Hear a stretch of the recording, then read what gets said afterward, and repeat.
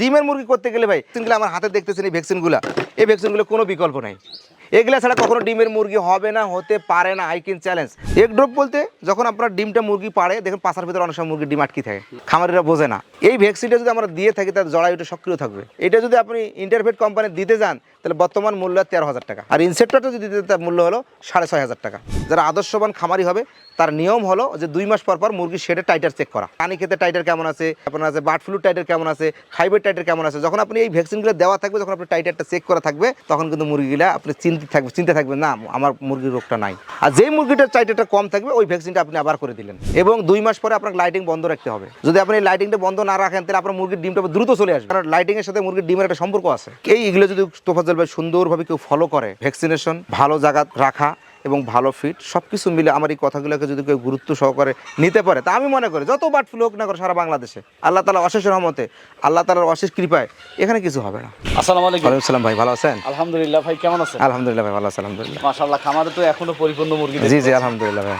এগুলো কোন বয়সের মুরগি আছে? এটা ভাই আমাদের এটা হলো 2 মাস, এটাও প্যারেন্টসের জন্য হবে পর্যায়ক্রমে, আর এটা হলো যে 3 মাস প্লাস। জি ভাই, ওই পাশে দেখতেছি আরো কিছু রুম বাড়া হয়েছে। হ্যাঁ বাড়া হয়েছে বলতে ওটা আমাদের ফিনিশিং এ আছে, বোর্ডিং হাউস আছে, ওই পাশে আরো মুরগি আছে। মোটামুটি এখানে এখন 40,000 ক্যাপাসিটি আমার আলহামদুলিল্লাহ।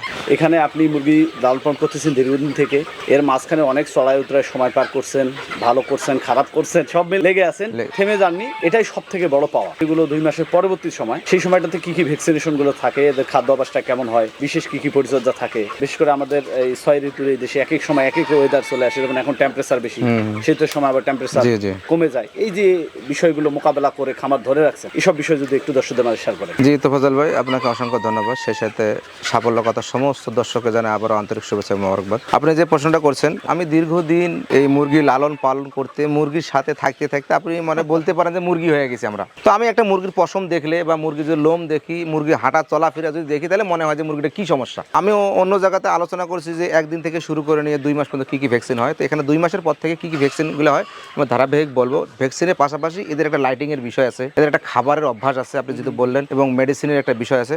তো আমরা 2 মাসের আগে যেহেতু এদেরকে আমরা 2টা করে H5 করছি এবং H9 ভ্যাকসিন 2টা করছি, এবং ভালো কোম্পানির, যেমন H5 গুলো আমরা করছি অ্যাডভান্সের, এবং H9 গুলো করছি আমরা ইন্টারভেট থেকে নেওয়ার চেষ্টা করছি এবং পপুলার থেকে নেওয়ার চেষ্টা করছি, এবং রানীক্ষেতের কিল, গাম্ব্রো কিল করেছি, কলেরা সব কিছু যখন করেছি।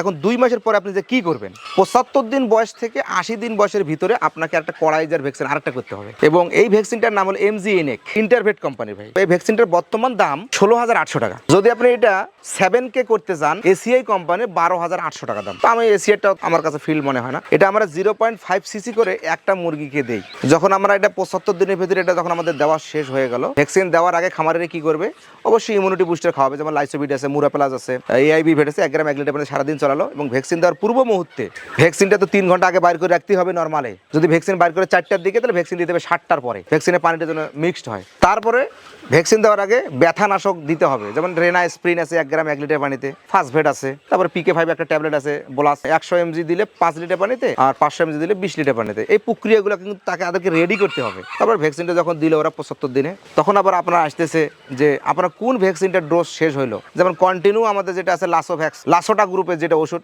রানীক্ষেত, কোনো বাদ দেওয়া যাবে না, 40 দিনের ভিতরে একবার দিতেই হবে লাইভ ভ্যাকসিন ভাই। যদি আপনি পানির সাথে খাওয়ান 1000 মুরগিকে, আপনাকে দিতে হবে 1500 ডোজ। আর যদি চোখে 1 ফোঁটা করে ধরে দেন, তাহলে একটাই শেষ। যখন আপনার 75 দিন বয়স হয়ে গেল, তখন আপনি ঠোঁট কাটবেন। কেমনে কাটবেন? ঠোঁট কাটার আগে আপনাকে রেনাকে, ভিটামিন K, এটা 3 দিন খাওয়াতে হবে 1 গ্রাম 10 লিটার পানিতে, সকাল দুপুর রাত। পাশাপাশি আপনি অন্য ভিটামিন সিও দিতে পারেন, তো আমরা এটা ইউজ করি। এবং ঠোঁটটা আপনার কাটতে হবে 2 সুতা পর্যন্ত, এবং অভিজ্ঞ ডিবিকার দ্বারা, যে ঠোঁটটা কাটতে পারে এবং বুঝতে পারে। নতুন লোক যদি আপনি দেন তাহলে কিন্তু হবে না। তো এই যখন আপনি 3 দিন খাওয়াবেন রেনাকে, তারপর আপনি ঠোঁটটা 2 সুতা করে কাটিয়ে দিবেন। ওই দিনও আপনার ব্যথানাশক দিতে হবে, যাতে মুরগিটা ব্যথা না পায়। এবং পরের দিন থেকে আপনি রেনাকেটা চালাবেন, পাশাপাশি আপনি AIB ভেট দিবেন ইমিউনিটির জন্য, যেহেতু একটা ইমিউনিটির দরকার আছে। একটা মুরগি হঠাৎ করে খাওয়া বন্ধ হয়ে যাবে, ঠোঁট যদি কেটে দেয় কষ্ট হবে না? ব্যথানাশকটা দিলে রেনাকেটা খাওয়ালেন, 2 দিনের ডোজটা চললে, চলার পরে যে ধারাবাহিকতা আছে, ওই ধারাবাহিকতা আবার আপনাকে ফিরে যেতে হবে। এখানে আপনার খাদ্য ভাসটা দেখতে হবে যে মুরগি আমার খাবার ঠোঁট কাটার পর কিন্তু 4-5 দিন মুরগি খায় না, একদম মুরগি একটা নার্ভাস ফিল করে। সেই সময় কিন্তু একটা খামারের সময় মানে বিরাট একটা ডিফিকাল্ট সময় চলে যায়। এবং 2 মাস পরে আপনার লাইটিং বন্ধ রাখতে হবে। যদি আপনি লাইটিংটা বন্ধ না রাখেন, তাহলে আপনার মুরগির ডিমটা দ্রুত চলে আসবে, কারণ লাইটিংয়ের সাথে মুরগির ডিমের একটা সম্পর্ক আছে।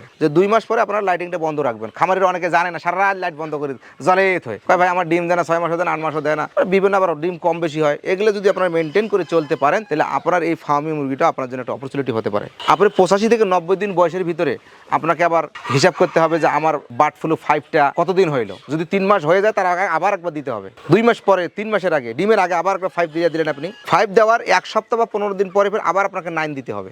এর ভিতরে আপনার আবার আসতেছে ডিমের প্রসেসিং এর জন্য কি আসতেছে, ইডিএস প্লাস।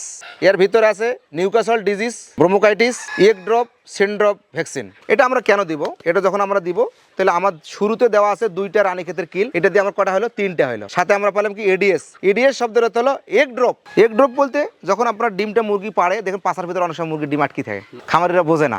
এই ভ্যাকসিনটা যদি আমরা দিয়ে থাকি তার জরায়ুটা সক্রিয় থাকবে। এটা যদি আপনি ইন্টারভেট কোম্পানি দিতে যান তাহলে বর্তমান মূল্য 13,000 টাকা, আর ইনসেপ্টরটা যদি দিতে তার মূল্য হলো 6,500 টাকা। ডিফারেন্স, এটা দেশীয় কোম্পানি আমাদের, ওটা বাইরের কোম্পানি। তো আমার খামারিরা এর ভিতরে 3টে ভ্যাকসিন পাচ্ছে, রানীক্ষেত পাচ্ছে, ব্রোমোকাইটিস পাচ্ছে, আবার পাচ্ছে কি এগ ড্রপ ইনড্রপ সিনড্রোম। এটা প্লাস ভাই, তো এটা আমাদের দিতেই হবে। আপনি 110 দিন বয়সে এটা কি দিবেন, এটা দিয়ে দিলেন। আপনি দেওয়ার পরে আপনি ওই আগের নিয়মে ফিরে চলে গেলেন। আবার আপনার 115-20 দিনে আপনি কলেরা 2টো ডোজ করবেন। মোটামুটি আপনার ভ্যাকসিন যেটা শিডিউলটা শেষ। এখানে আরো অনেক ভ্যাকসিন আছে বার্ড ফ্লুকে মেকআপ দেওয়ার জন্য। বার্ড ফ্লুর ভ্যাকসিন সময় মতো করা, যারা আদর্শবান খামারি হবে তার নিয়ম হলো যে 2 মাস পর পর মুরগির শেডে টাইটার চেক করা। কেমন করে টাইটার চেক করবেন? 60টা মুরগি বা 10টা মুরগি একটা শেড থেকে আপনি, আপনাদের যেমন রংপুরে আছে তৌফিক এন্টারপ্রাইজ, ওরা মুরগির রক্ত নিয়ে যাবে।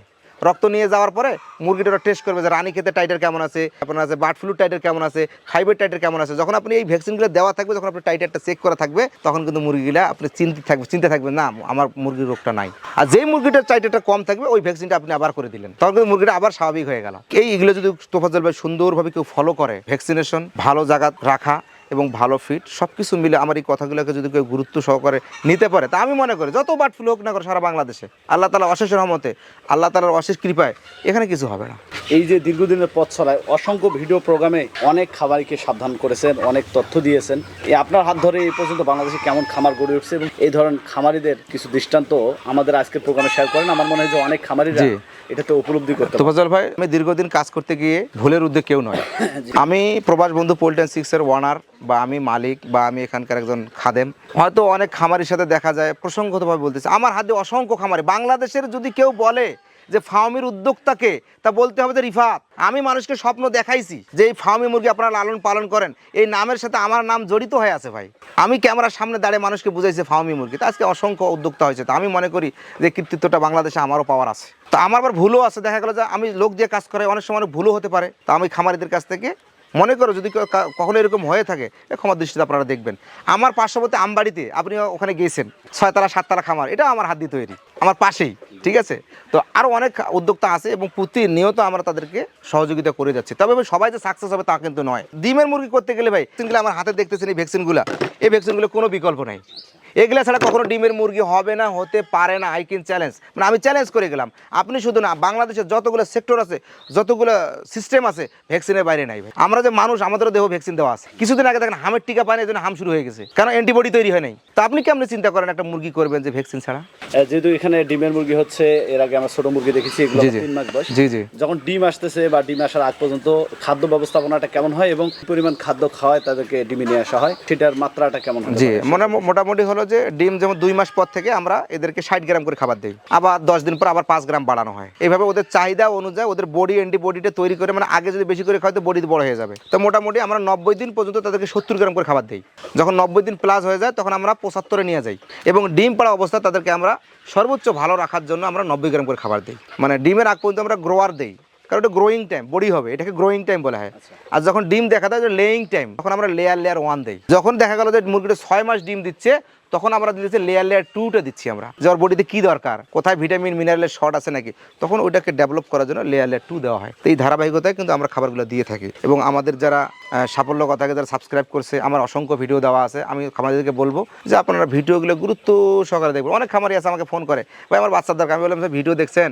ভিডিও দেখেন। আমার ভাই আগে ভিডিও দেখে তারপর আমাকে ফোন করেন, কারণ পূর্ণাঙ্গ ভিডিও না দেখলে আমি কথা বলি না। এখনো কি বাচ্চা কন্টিনিউ পাচ্ছে খামারিরা? হ্যাঁ, কন্টিনিউ পাচ্ছে ভাই। এই সময়টাতে যারা খামারিরা খামার করার উদ্যোগ নিচ্ছে আসলে এই সময়টাতে উদ্যোগ নিতে পারে কিনা বা কোন সময়টা সিলেক্ট করতে পারে? খামারিদের এখন মোটামুটি সঠিক সময়, ঠান্ডার পর থেকে তাদের সঠিক সময়, কারণ সামনে এখন যদি কেউ ডিমের মুরগি বাচ্চা শুরু করে, সামনে শীত আসতেছে, গরম না যেতে তো শীত, নতুন করে শুরু করবে যারা 3 মাসের কেউ পুলেট নিচ্ছে, কেউ 2 মাসের পুলেট নিচ্ছে, একটা মুরগিতে পূর্ণাঙ্গ বয়স মোটামুটি 5.5 মাস বা 5 মাসে ডিম শুরু হয়ে যায়। তো দেখা গেল যে ওর 5 মাস 6 মাস 7 মাস। ফার্মি মুরগি একটা দেখছি আমি 10 টাকা সর্বনিম্ন, 1 টাকা নিচে কখনো ডিমেই আসে না। সবকিছু মিলে মোটামুটি একটা মানে খামারিটা যদি ওই প্রপারলি চলতে পারে, নিয়ম কানুন মেনে চলতে পারে, তার যদি 70% প্রোডাকশনও আসে, খামারি কিন্তু সবসময় দেখা যায় খামারিরা বলে যে ভাই আমরা 70% প্রোডাকশনটা আমরা পাই, 65% প্রোডাকশনটা পাই। তো আমি এই তুলনায় বলি যদি 60% 65% প্রোডাকশনও পায়, নিজে ফিড তৈরি করে, বাজারে যেহেতু ডিমের তুলনামূলক একটু দামটা বেশি, খামারিরা মোটামুটি এখানে একটা ভালো পজিশনে থাকে। কিন্তু বিভিন্ন জায়গায় বিভিন্ন দাম হয়। যাই হোক রিফাত ভাই, আপনার সাথে পথ চলাটা আমাদের অনেক দিন, দীর্ঘদিন থেকে পর্যায়ক্রমে দেখে আসতেছি। আপনার উত্থানের গল্পটাও দর্শকদের আমরা এর আগেও জানিয়েছি। মাশাআল্লাহ এখন বিশাল বড় শেড করেছেন, অনেক মুরগি হচ্ছে। আগামীতে কি কৃষিতে আরো নতুন কোনো পরিকল্পনা রয়েছে কিনা বা নতুন কিছু যুক্ত হচ্ছে কিনা, এসব বিষয়ে দর্শকদের? জি, আমি দর্শকদেরকে জানাতে চাই, অবশ্যই আগামীতে আমরা মাছে আসছি, মাছ চাষ করব, অলরেডি শুরু করছি এবং গরুতে গেছি, গরু চাষ করতেছি। আমাদের আরও চিন্তা ভাবনা আছে যে নিজের গরু থেকে যেমন মাংসটা আমরা এখন মোরগ আমরা করতেছি, মোরগ করে আমরা মোটামুটি স্থানীয় বাজারে দিচ্ছি। এখন আমরা যা বাচ্চা উৎপাদন করি সেখান থেকে আমরা এখন নিজেই মাংস করতেছি। মাংস করার পরে দেখা গেল 50 দিনে যেটুকু হচ্ছে আমাদের নিজের মুরগি, নিজের মাংস, নিজের আমরা বাচ্চা বিক্রির ধান্দা খুব কম করতেছি। আমরা করতেছি কি যে আমরা বাচ্চাটা থেকে শুরু করে আমরা নিজে মাংস করে আমরা বাজারজাত খাবো। তো আলহামদুলিল্লাহ আমার দিনাজপুরে ব্যাপক সাড়া। ফার্মি মুরগি সোনালির চেয়ে বেশি চাহিদা পাই, এইটা একটা আমাদের একটা প্ল্যান চলতেছে এবং কার্যক্রম শুরু হয়ে গেছে। এবং গরু নিয়ে একটু কার্যক্রম শুরু করছি আলহামদুলিল্লাহ, যে গরু থেকে আমাদের দুধ হবে, দুধ থেকে আমাদের মিষ্টি হবে, এখান থেকে আমরা ফ্যাটিংয়ের জন্য গরু করবো। মানে আস্তে আস্তে এগুলো নিয়ে কাছে বিশেষ করে হলো যে আমার এলাকাটাতে আমি একটা কর্মসংস্থান তৈরি করবো এবং বাংলাদেশের সমস্ত জেলা থেকে যেন এসে এখানে লোকজন আমাদের সহযোগিতা করে, তারাও তাদের সহযোগিতা নিয়ে যেন আমরাও আগাইতে পারি, এই নিয়তে কাজ করে যাচ্ছে আলহামদুলিল্লাহ। বাকিটা আল্লাহর ইচ্ছা। আর চমৎকার উদ্যোগ, এগ্রোতে ভালো কিছু করার ইচ্ছা শক্তি রয়েছে। আমরা আশা করি আগামীতে এটি ভালো হবে। রিফাত ভাই আজকেও অনেক তথ্য দিয়েছেন, আপনি ভালো থাকবেন, সুস্থ থাকবেন। প্রবাস বন্ধু পোল্ট্রি ফার্মের আগামী দিন সুগম কামনা করে আজকের পর্ব এখানে বিদায় নিচ্ছি। আসসালামু আলাইকুম। ওয়ালাইকুম আসসালাম।